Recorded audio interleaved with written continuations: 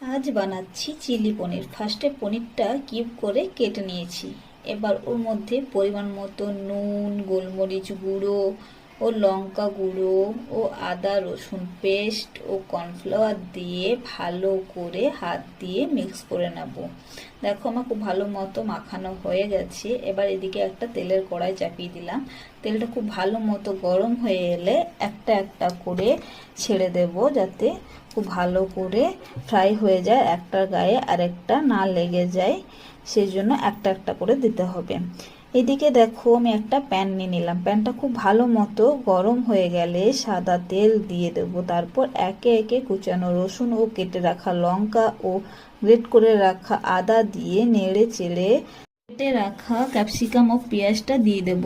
একটু নুন দিয়ে হাই ফ্লেমে নেড়ে চেড়ে নেবো। এদিকে টমেটো কেচাপ, চিলি সস ও সয়া সস ও ভিনিগার নিয়ে নিয়েছি। খুব ভালো মতো মিক্স করে পেঁয়াজ ক্যাপসিকামে ফ্রাই হয়ে গেছে।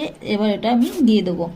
এদিকে কর্নফ্লাওয়ারটাও খুব একটু জল দিয়ে গুলে নিয়ে গ্রেভিটায় দিয়ে দেবো, যাতে একটু গ্রেভিটা ঘন হয়ে আসে। আর একটু জল দিয়ে দিলাম। ফুটে উঠলেই একটু কাশ্মীরি রেড চিলি পাউডার ও পনির পকোড়াগুলো দিয়ে ভালো করে নেড়ে চেড়ে নামানোর আগে গোলমরিচ গুঁড়ো ও চিনি দিয়ে একটু মিক্স করে নেবো। ব্যাস রেডি হয়ে গেল পনির চিলি।